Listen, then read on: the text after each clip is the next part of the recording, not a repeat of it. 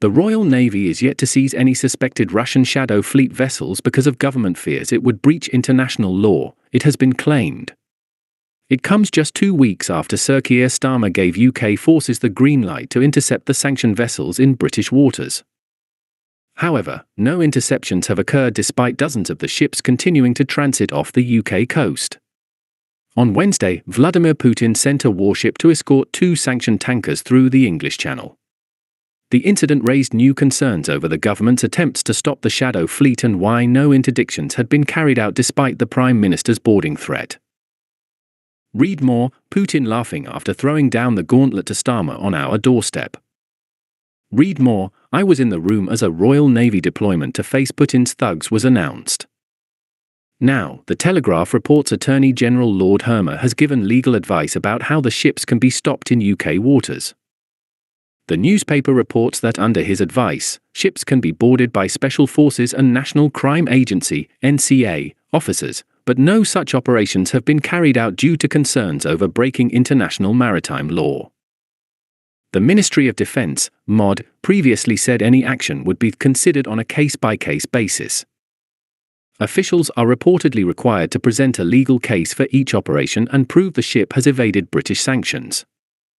It is understood there is a high legal bar under international maritime law for the boarding of a foreign vessel by a state.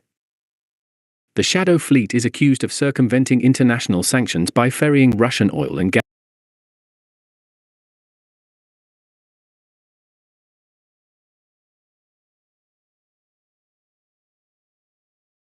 The ships, of which there are believed to be some 700, are typically aging oil tankers with murky ownership and dubious flagging.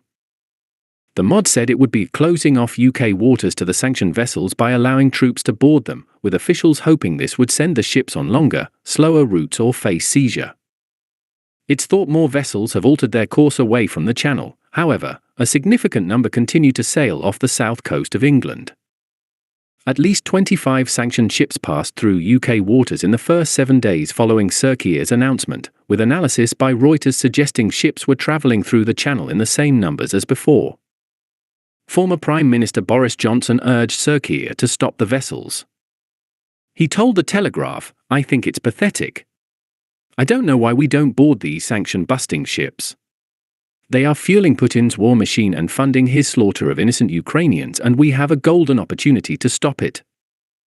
I think if we did, it would do a lot to recover some of the respect Britain has lost recently for our inability to defend our friends in the Gulf and use our bases in Cyprus." A government source rejected the claims, saying, "The Attorney General has been working alongside the Defense Secretary to step up action against Russian shadow fleet activity."